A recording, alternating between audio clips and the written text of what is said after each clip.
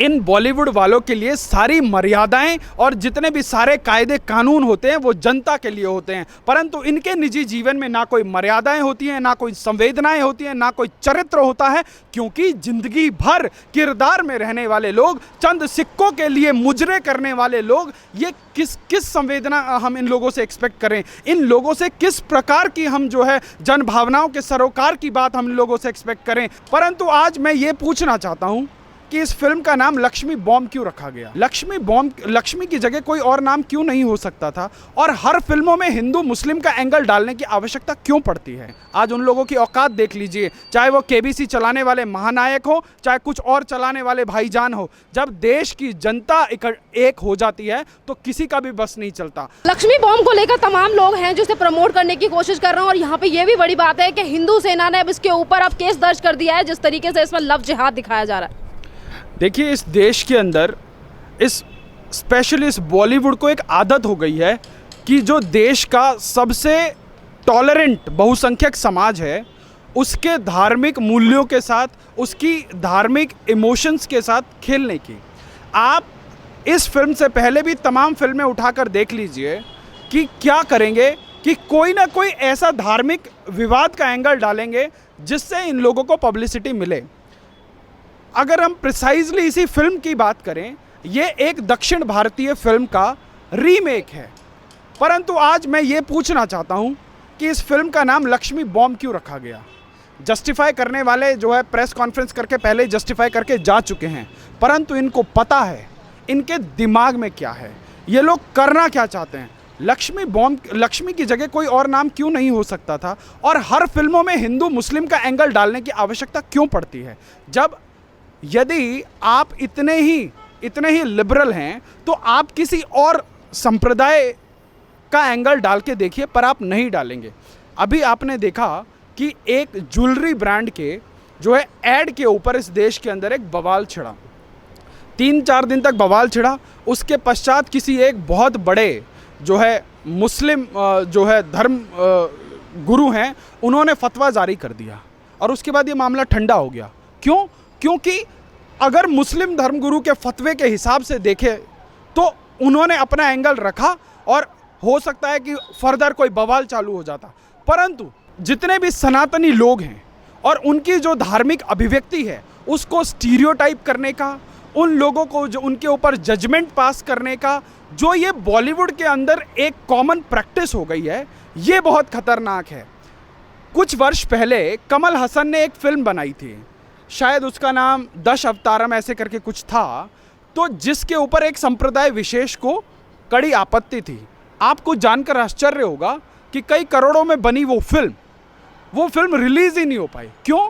क्योंकि एक संप्रदाय विशेष जो है उससे नाराज हो रहा था। तो क्या अब आज ये OTT का ज़माना है, कोई फिल्म बना रहा है रामलीला। अब आप बताइए, राम कौन है? भगवान राम हिंदुओं के आराध्य हैं।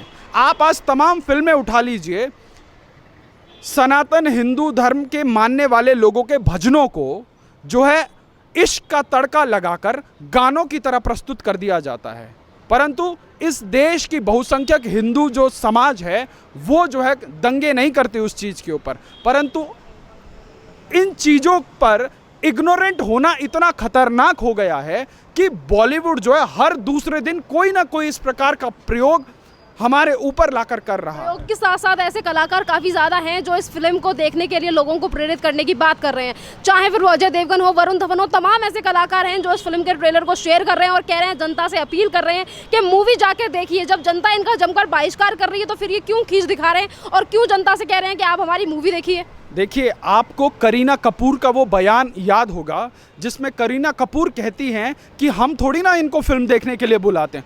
अरे भैया, अगर तुम फिल्म देखने के लिए नहीं बुलाती तो तुम इंडस्ट्री में कर क्या रही हो? अपने घर में लगाओ झाड़ू पोछा, अपने घर में काम करो।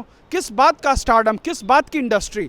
इन लोगों का घमंड, इन लोगों के दिमाग में इस स्टारडम का बुखार चढ़ गया है।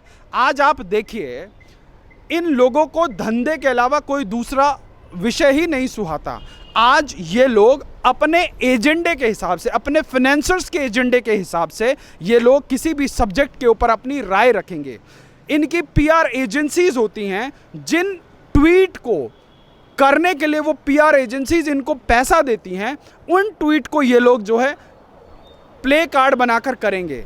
आप देखिए, कठुआ में एक बच्ची का रेप हुआ तो इस बॉलीवुड के लोगों ने पूरा आसमान जो है सर पे उठा लिया और उन्होंने क्या लिखा कि देवस्थान के अंदर जो है रेप हुआ, I am ashamed of being a Hindu.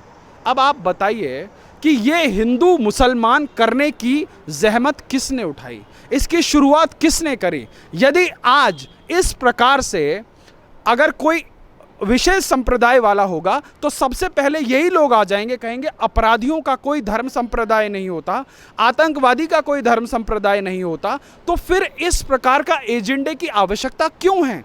यदि आप कलाकार हैं तो आप अभिव्यक्ति की आज़ादी के नाम पर, कला की अभिव्यक्ति के नाम पर आप कुछ भी दिखाएंगे। वो बालाजी टेलीफिल्म्स वाली वो बनाती है, वो देश के सेना के जवानों को स्टीरियोटाइप करती है।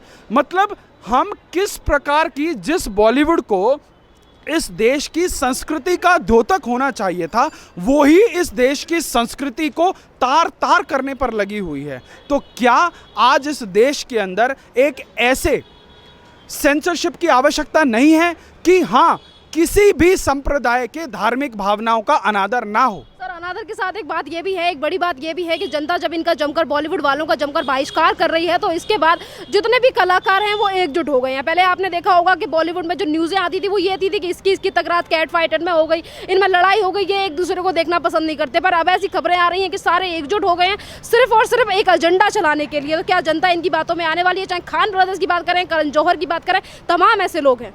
देखिए, you scratch my back, I will scratch yours. तो यही बॉलीवुड के अंदर चल रहा है, तू मेरा धंधा बचा, मैं तेरा धंधा बचाऊं। जो कल तक एक दूसरे को फूटी आंख नहीं सुहाते थे, आज वो एक दूसरे के साथ, एक दूसरे के गले में हाथ डालकर जो है एक दूसरे का बचाव करने के लिए तुले हुए हैं। आज आप देखिए, जो लोग एक एपिसोड के 18-18, 20-20 करोड़ रुपए लेकर अपने आप को टीआरपी का बादशाह समझते थे और रात के 10 बजे के जो उनके शोज होते थे उसमें जो है नंबर 1 टीआरपी बटोरकर अपने आप को इंडस्ट्री का खुदा समझते थे, आज उन लोगों की औकात देख लीजिए। चाहे वो केबीसी चलाने वाले महानायक हो, चाहे कुछ और चलाने वाले भाईजान हो, जब देश की जनता एक हो जाती है तो किसी का भी बस नहीं चलता। आज ये लोग कमाएंगे हमसे, शोहरत हमसे पाएंगे, सब कुछ हमसे करेंगे, उसके बाद किसके ऊपर उंगली उठाएंगे? हमारे ऊपर। इन लोगों को स्टार किसने बनाया? हम लोगों ने बनाया। इन लोगों की फिल्मों के ऊपर जो है जाके 1000 रुपए कौन खर्च करता? आप और हम करते हैं। उसके बाद ये महाशय आके क्या बोलते हैं? क्या बोलते हैं कि जी शिवलिंग के ऊपर दूध मत चढ़ाइए। ठीक है, शिवलिंग के ऊपर दूध चढ़ाना नहीं चढ़ाना हमारी धार्मिक आस्था है, पर who the hell you are to tell us कि हम करें कि नहीं करें? आज देश के अंदर इतने बुरे हाल हैं कि अभी एक कोई वकील है जम्मू से, उसने एक बहुत ही विवादित ट्वीट शेयर किया है। आज देश के अंदर अपने ही धर्म को स्टीरियोटाइप करने के पीछे इस एक बहुत बड़ी लॉबी का हाथ है, और उसके बाद अभिव्यक्ति की आज़ादी के नाम पर ये लोग फिल्में बनाएंगे, ये लोग रियलिटी शोज बनाएंगे, आपके धर्म से जुड़े हुए, आपके धर्म को बदनाम करने के लिए ऐसे लोगों को अपने शो में बुलाएंगे, फिर उसके बाद आपका ब्रेन वॉश करेंगे, फिर एक स्टीरियोटाइप किया जाएगा, अरे नहीं भैया, इस धर्म के मानने वाले तो सब ढोंगी होते हैं।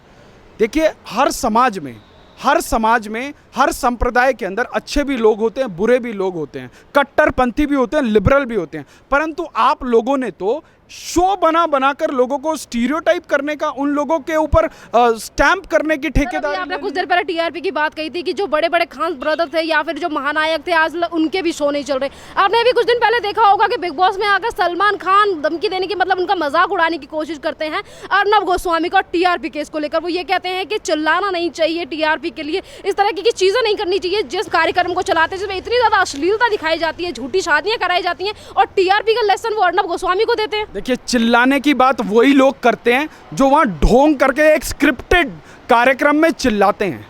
आप सोचिए, बिग बॉस जैसा कार्यक्रम क्या है? एंटरटेनमेंट के नाम पर अश्लीलता, एंटरटेनमेंट के नाम पर मतलब किस प्रकार का कल्चर देश के सामने परोसने की कोशिश की जा रही है। आज आपको चाहिए कि जब पूरे विश्व के अंदर एक ऐसी महामारी फैली हुई है, जहां लोग तनाव में ग्रस्त हैं, जहां लोग अवसाद में ग्रस्त हैं, जहां लोग किस प्रकार के डिप्रेशन में हैं, और आप लोग क्या कर रहे हैं? आप लोगों का तो सेट है कि साल के फलाने महीने में आपको जो है एक 60 दिन 90 दिन का कार्यक्रम चलाना है, आपको पर एपिसोड के इतने करोड़ मिल जाएंगे और आपका एजेंडा फिट, आपका कार्यक्रम हिट और जनता जाए भाड़ में।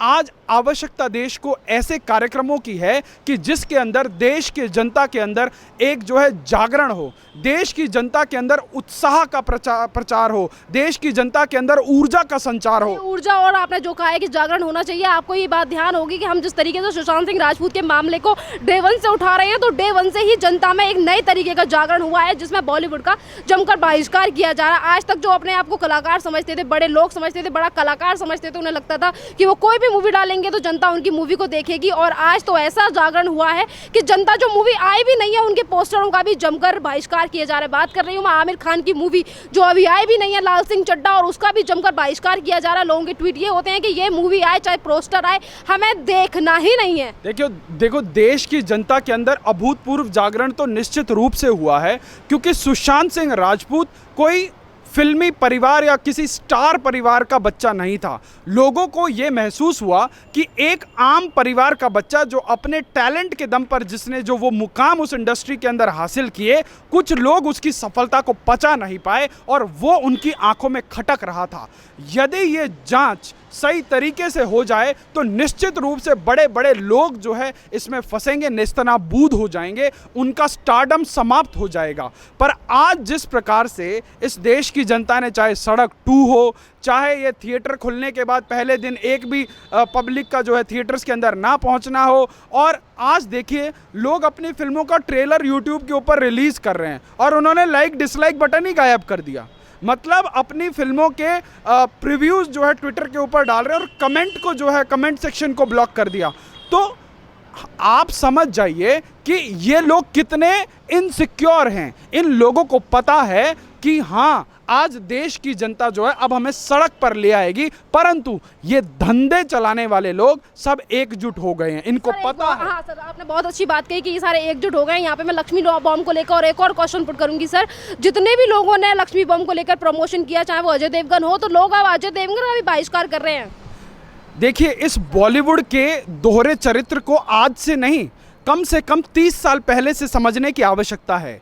जब मुंबई शहर पूरे बम धमाकों से दहल चुका था, तो एक बहुत बड़े स्टार जिसको जो है, जिसने कई साल जो है जेल में बिताए बिकॉज ऑफ उसके अपने क्राइम की वजह से, ये बॉलीवुड के ही लोग थे जो उस वक्त भी उन बेचारे गरीब, उन बेचारे निर्दोष लोगों की लाशों के ऊपर चढ़कर वहाँ पर पोस्टर लगाया करते थे, हाथ में पोस्टर लेकर खड़े होते थे कि जी फलाना व्यक्ति निर्दोष है। और आप देखिए बॉलीवुड के दोहरे चरित्र की पराकाष्ठा देखिए आप।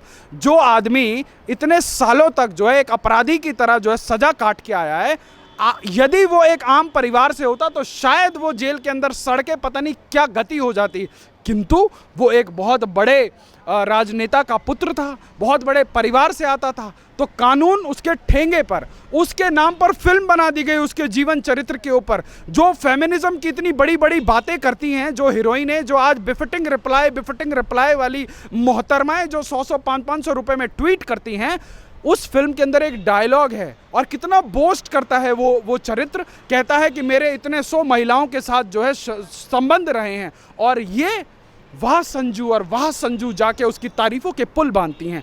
तो ये जो बॉलीवुड का दोहरा चरित्र है, क्योंकि इन बॉलीवुड वालों के लिए सारी मर्यादाएं और जितने भी सारे कायदे कानून होते हैं वो जनता के लिए होते हैं, परंतु इनके निजी जीवन में ना कोई मर्यादाएं होती हैं, ना कोई संवेदनाएं होती हैं, ना कोई चरित्र होता है, क्योंकि जिंदगी भर किरदार में रहने वाले लोग, चंद सिक्कों के लिए मुजरे करने वाले लोग, ये किस संवेदना हम इन लोगों से एक्सपेक्ट करें? इन लोगों से किस प्रकार की हम जो है जन भावनाओं के सरोकार की बात हम लोगों से एक्सपेक्ट करें? तो एक चीज़ जो अभूतपूर्व परिवर्तन इस देश में आया सुशांत की मौत के बाद, कि बॉलीवुड का जो चमकता पर्दा था उसके पीछे की काली सच्चाई, इन लोगों के ये जो चमकते चेहरे हैं उसके पीछे का इनका जो काला मन, वो देश की जनता के सामने एक्सपोज हुआ है। और ये आज देश की जनता एकत्रित रूप से इन लोगों को जो है ठिकाने लगाने पे तुली हुई है, और निश्चित रूप से जब जनता के अंदर जागरण होता है तो अच्छे अच्छे फन्ने खां जो है धरती पर आ जाते हैं। धन्यवाद सर। तो ये थे हमारे साथ वेद शर्मा सर, और सर ने जैसे कि ये बात कही है कि सुशांत सिंह राजपूत आज हमारे बीच में नहीं है, पर उसके बावजूद जो जनता में नया जागरण हुआ है और जितने भी कलाकार हैं जो हमेशा दोहरा रवैया चलाकर जो सामने आते थे, और चाहे उनकी मूवी हो और चाहे जितने भी उनके नाटक हों, जनता उनकर जमकर बहिष्कार कर रही है। और भी खबरों के लिए बने रहिए हमारे चैनल के साथ।